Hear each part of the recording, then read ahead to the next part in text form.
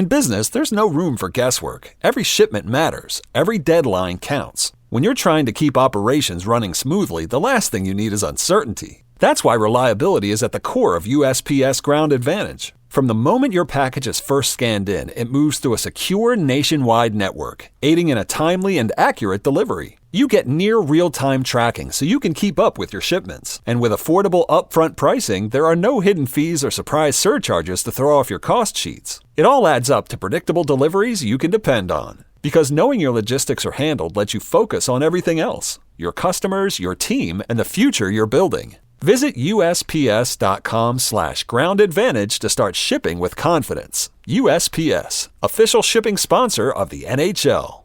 Good morning, everyone. We're not at J-Mo's Bowl this morning. Royal could not be here, and I am, of course, at the Boys State High School basketball tournament, and so is J-Mo's Bowl. They're part of our baseline-to-baseline coverage. They wanted to let everyone know in southern Minnesota about their volleyball leagues, so get a team signed up. They're going to have girls, women, ladies league. They're going to have men's league. They're going to have youth, 16 and under, need to get permission, but they're hoping to do that. They want to utilize those 6 terrific sand volleyball courts to capacity this spring and get a team together and just have a lot of fun. Or if you're, really a serious player, they're going to have a serious league. They're going to have a fun league. It's all fun, right? It's all fun. Here at J-Mo's Bowl, where you always strike a great meal. The last 2 Saturdays, I've been at J-Mo's after I got done with the show and had a curd cheese burger, and it's incredibly delicious. They do not skimp on the cheese curds that they put on the burger. Oh, man, is this good. And I love their bourbon burger. It is so juicy. And you all know that I think that the ribs are the best. I've had ribs in Kansas City, supposedly a rib capital. I've had ribs in Texas. Now they're different style ribs, but I've had them there. And the best, my favorite anyway, and we all have different taste buds. That's part of the beauty of our planet. But my favorite are the ones at J-Mo's Bowl, where you always strike a great meal. Get signed up for that. And also, don't forget those upcoming graduations. They will cater those for you. They'll either get you the food at your place, or why don't you come down and take advantage of their place, have the kids play some volleyball or bowl or play darts. Just have fun being together, because you know, and I know, a lot of these guys may never see each other again. I've got former teammates of mine that were in basketball with me in high school, and good buddies that I palled around with in high school that have never come back to a reunion. And I've been to most of them. I haven't been to every one of our reunions, but I've been to most of them. And they've never come. They've never come back. And so that can happen. And that's why I think it's cool that they have that ability to just let the kids come out and have fun for those open houses. I know, you got the aunts, the uncles, the grandparents, and that sort of thing that you might want to do at your residence in that kind of a setting, but then offer something for the kids too. I think it's awesome. They got terrific pizza, homemade pizza there at J-Mo's Bowl. Well, the food is terrific. It doesn't matter what the food is. Their homemade soups are awesome. So make sure you get on out there and enjoy yourself at J-Mo's Bowl, where you always strike a great meal. They're providing our Points in the Paint feature. I love that feature at our Boys State High School basketball tournament. My hope is they'll continue with us for many years to come. Many of our sports sponsors have been with us. Goodhue County ADA has been with us for over a decade. H&R Block, Faribault, Owatonna, Lakeville has been with us since 1996. Taji Jewelry in downtown Kenyon, I believe, has also been with us since 1996. Of course, you don't want just any diamond. You want a Taji Jewelry diamond. I know Ackerman Accounting and Tax Services out of Owatonna has been with us a long time. So if you'd like to be part of our coverage, just give me a call. We'll get something organized for you. I'll have the Northfield game at noon today, which is why I am recording this. Gives me time to get up there to Gangelhoff on the Concordia St. Paul campus. Hopefully I can get a little pregame visit with Matt Christensen on the before we hit the hardwood with Northfield. Of course, we did have him just a moment ago on the Northfield Coaches Show. Appreciate Matt taking my phone call on a busy day. I'm sure the team's going out for breakfast and all that stuff before they hit the hardwood. And we will have our baseline-to-baseline coverage, the 78th year. I'm so proud to be part of that coverage. Since 1988, I was out, of course, COVID. We didn't have a tournament. We were poised to do it. We had it sold and ready to go, but they pulled the plug during the girls' tournament. You might recall that year after the semifinals in the girls' tournament. And so consequently, that's when I learned that they were canceling the rest of the girls' tournament. When I went up to do a Waterville Elysian Morristown game, they were in the state tournament. They were getting ready to play, and they learned on the school bus. I learned when they had a sign on the door saying games have been postponed, COVID.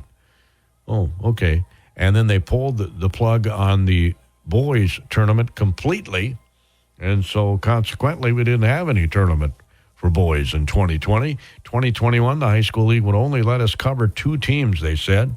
They didn't want us to do our baseline-to-baseline coverage, and they heard a lot from people. At least that's what they told us, that they heard a lot from people that missed having KDHL radio, the steady KDHL, been there every year since 1948. That's where they went to get those games, and nope, they're not. We're only going to allow them to get a couple of games. I didn't understand that, quite frankly, because we were not allowed to be near anyone. We were way up in the nosebleeds area of the Target Center when Hayfield won their state title that year. That's the team we decided to cover, and then they won another championship the following year. So that's a lot of fun heading up there and doing the games, and I appreciate KDHL for putting their trust in me to continue what has been a great tradition. Mike Morrissey and Tom Hartman, and you can go down the line of great individuals who have done boys state tournament basketball. Gordy Hink, of course. When I came in 1987, my first tournament was 88. I started in June of 1987 here at KDHL Radio, and then I have been doing it every year since, except 2024 when I was out with my foot issue. I had a diabetic ulcer on the bottom of my foot.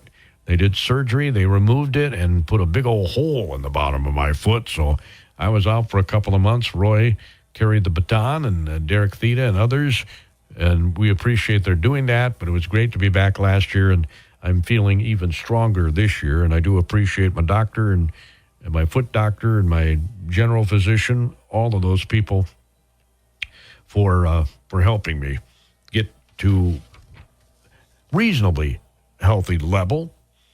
So I thought what I would do here today, I was going to try and get a hold of Charlie and Lechtenberg. He's the head baseball coach.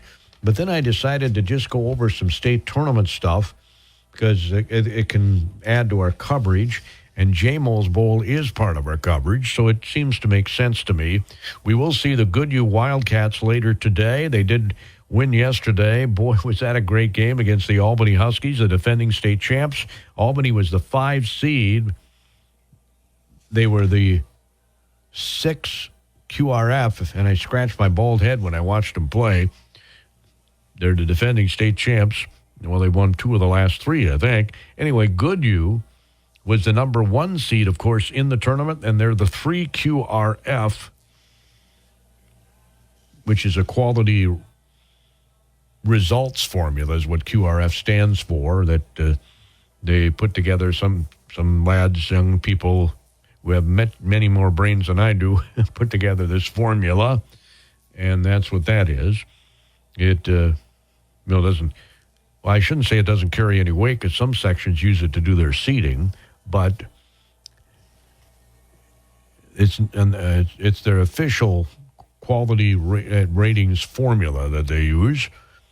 And the seedings are done by the coaches in the tournament, which means all the coaches decided they thought Goodhue should get the number 1 seed. We'll have that game at 5 this evening. They'll play Minnehaha Academy. Boy, was that a game last night. All games were good yesterday at Williams Arena. The Barn, as it's affectionately called, has been around since 1928. That's right, they'll be celebrating a century in a couple of years. And I'm hoping that we'll be there to celebrate along with them. Minnehaha Academy defeated Pequot Lakes in the final game of the day last night. I had that game on the radio. It was very low scoring. I mean, it was like, well, I described it on the air, I do believe. But like, you ever run uphill in the mud? It was kind of that kind of a game. They ended up with a 50-46 final. We're talking about a couple of teams that score a lot more than that normally. Minnehaha had the 50. Pequot Lakes ended up with the 46. Shooting was way down because the defense was incredibly good. For Minnehaha Academy, they were led by Aiden Green, a 5'11 junior. He had 9 second-half points, finished with 14. Kellen Troop, a 6'7 junior who fouled out with 1:17 to go in the game. He also had 14. And Makai Abner, a 6'4 freshman, fouled out with 2 minutes and 12 seconds to go in the game. And there were a lot of fouls in this game. And Minnehaha Academy, as I said, both these teams get after it defensively, is the number one QRF. The number one QRF. They were the number 3 seed in the tournament. So they got a little bit of a chip on their shoulder when they go up against Goodhue today. They're going to say, okay, well, we're the one QRF, and you're the 3 QRF, and we're going to prove it right now, is what they're going to say. Pequot Lakes was led by Tolif Birkland. He had 8 points. Well, actually, he did not have the top score, but nobody had a lot of scoring here for Pequot Lakes because Minnehaha Academy just gets after it defensively. Man, oh man, they are so good. And Pequot Lakes isn't too shabby either. In the second half, Minnehaha Academy, and the free throw line was the difference in this game, by the way. In the second half, they missed only 2 free throws. That's what they missed the entire game. They were 2 for 2 in the first half. And they were 6 of 8 in the second half. So, what is that? 2 for 2 in the first half, 6 for 8 in the second half. That would make them 8 for 10 in the game. And Pequot Lakes was 5 for 9 in the first half. They shot 11 free throws in the second half, meaning 20 total. And in the second half, they did much better. They made 9 free throws in the second half. So they had more points at the free throw line, but they missed more free throws too. In the first half, missing, what did I say, 5 for 11. I think I said 5 for 9. I can't read my own writing here. 5 for 11 at the free throw line in the first half. 5 for 11. Wow, that's incredible. Hit a few more free throws, and the Patriots of Pequot Lakes, who are the number 2 QRF, number 2 ranked team in the state, the number 2 seed as well by the coaches in that tournament. Well, they got knocked off by the 3 seed Minnehaha. You got to look at who Minnehaha plays. They're in Minnesota and Minneapolis, right? Big city. They have quite the schedule. So it's going to be tough for Goodhue, but I think it'll be a good game. Hope you'll join me at 5 here on KDHL Radio. At noon, I'll have the Northfield third place game in Class 3A. They were really outclassed by Totino Grace, 89-61 in the semifinals. 39% shooting for Northfield. They were 6 of 18. That's 33% from Treyland, and they were 15 of 22 from the free throw line in their game against Totino. The Eagles flew out to a 51% shooting clip. They were 48% from three-point range. They were 11 of 23, and they were 6 of 11 from the free throw line, as they won it 89-61. Northfield had the second best defensive, opponent scoring average in the Class 3A state tournament field. Grand Rapids had the lowest defensive average, and neither one of those teams are in the finals. They always say defense wins championships, but Totino Gray's just so fast. Quick leapers are all over the place, and you could tell Northfield was just not comfortable when that game started. They did adjust as the game went on, as Matt Christensen told us not long ago on our Northfield Coaches Show. They did adjust. He was proud of his team for making that adjustment, and they're playing a similar team today. They're not as deep.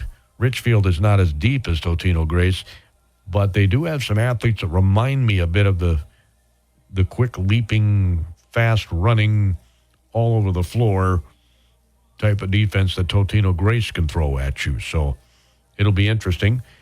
That is, of course, not on television, and you can hear it on Power 96, 95.9 on your FM dial. Yours truly will be on the call from Gangelhoff Center on the campus of Concordia in St. Paul, Minnesota. I'll be in the capital city. Of course, the No Kings rally is going on today, so that starts at noon. And hopefully it won't cause some traffic issues where I'm at, if you know what I mean. Let's see. I'm going to go over some statistics here for the Northfield Raiders in that game. They had Liam Oakland was the only guy to hit double figures, and he's only a sophomore. He had 14 points, 4 rebounds, and 2 assists. So he had a good game. They have a plus-minus on here, and all the starters had a minus by them because, well, Totino Grace, that's based on points scored and that sort of thing. And so all of their starters had pluses. I've never been a big fan of the plus-minus. They did it in hockey for many, many, many years, and then basketball took it in. But it's another tool, I guess. Caden Oakland, the guy who leads the team in points, in rebounds, and assists, had a solid stat line. Didn't score as much as he typically does. He had 8 points in the game. He had 5 rebounds. He had 1 assist. Sadly, he was in some foul trouble, so he probably had to be a little more careful. Tyler Hupton had 5 points. He had a rebound and an assist. 3 points for Tyler Holes, who had 3 rebounds, and he had no assists. J.T. Groutman, who had 22 points in the opening round against Mankato East, was held to 8 points. Boy, they certainly scouted the Raiders. They had a guy in his hip the whole game. He had 5 rebounds and an assist in the game. So we'll have that for you in a little bit, a couple hours from St. Paul at noon on Power 96 Radio. Power 96 Radio. The Class A state championship will be at 11 this morning. Roy Koenig will be on the call there. The number 5 seed Hills Beaver Creek knocked off the number 1 seed Henning Hornets. They stung them in a double overtime game, 71-67. Janesville, Waldorf, Pemberton. Of course, out of the Gopher Conference, Bethlehem Academy is in that conference. Triton, Kenyon Wanamingo, they're all in that Gopher Conference. And so JWP, who, by the way, was not even close against Triton twice this season. You know, the Cobras are watching thinking, man, why weren't we in Class A? Because they're in Class AA. Janesville, Waldorf, Pemberton defeated Red Lake County, the Rebels, 67-58. JWP, the number 2 seed in the Class 1A tournament. JWP goes up against Hills Beaver Creek at 11 this morning, and Roy will have the call on that one.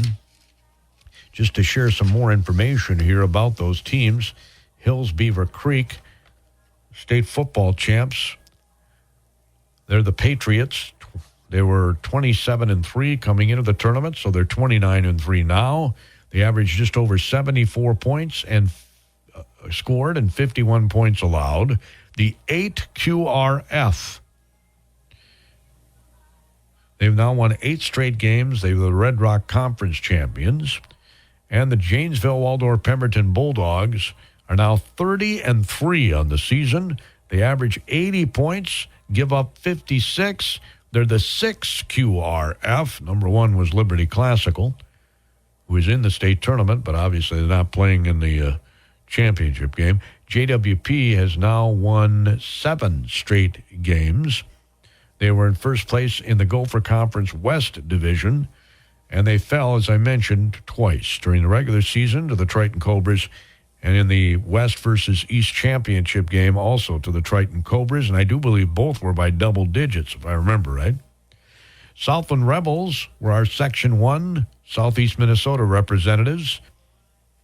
The Southland Rebels in Class A. Southland playing at 8 o'clock this morning against Liberty Classical Academy for the Consolation Championship. I'll get you the result when we go on the air on Power 96 at noon today. We're recording this before a result is known because it's, before the game even started that we're recording this program today so we can get up to St. Paul and bring you that game. At 10 o'clock this morning, there's the third place game in Class A. Henning and Red Lake County play. Yeah, the small schools have to play Thursday, Friday, and Saturday. Thursday, Friday, and Saturday. There's no rest in between games. I've always thought that wasn't fair. I mean, in theory, wouldn't you think that the bigger schools would have deeper benches and be able to handle back-to-back days more so than the smaller schools? Not always the case, but...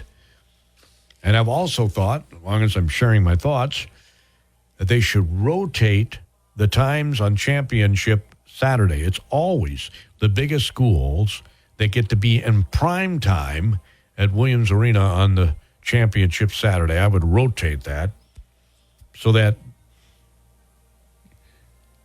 every class of school gets to experience playing in prime time at night on the final day of the state high school boys basketball tournament.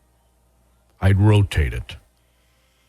They have done a wise thing. The high school leagues have done a wise thing here. I don't know if it was their decision or if Williams Arena said, hey, we used to have the 3A and the 4A in the evening session, and in the late morning, early afternoon session, we had Class A and AA.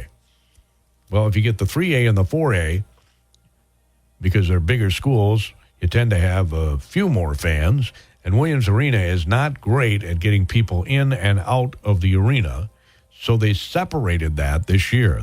That's why we have Class A first, followed by 3A, and then we have 2A, followed by 4A. It should be an easier transition for fans going to the games at Williams Arena, in theory. So again, at 1, Totino Grace, the number 1 seed. De La Salle, the Islanders out of Minneapolis, the number 2 seed. That's the only class that has a 1 and 2 seed going toe-to-toe. I'll have Northfield and Richfield at noon on Power 96, 95.9 FM. Download the Power 96 app. You'll feel like you're sitting right next to me. Not that you would necessarily want to be. You know what I mean? And we'll have the rundown of other cancellation things during that game in Class 3A. Roy will have the call at 1. He'll have the A game at, as I said, at 11 this morning, right here on KDHL Radio. And I will have the 5 o'clock game, Goodhue against Minnehaha Academy. And then I will have the final game of 2025-2026, the 4A championship game that has the number 5 seed playing the number 7 seed. It's just going to be so much fun. The 5 seed playing the 7 seed. By the way, if I didn't say it, Minnehaha Academy is the number 3 seed in the tournament.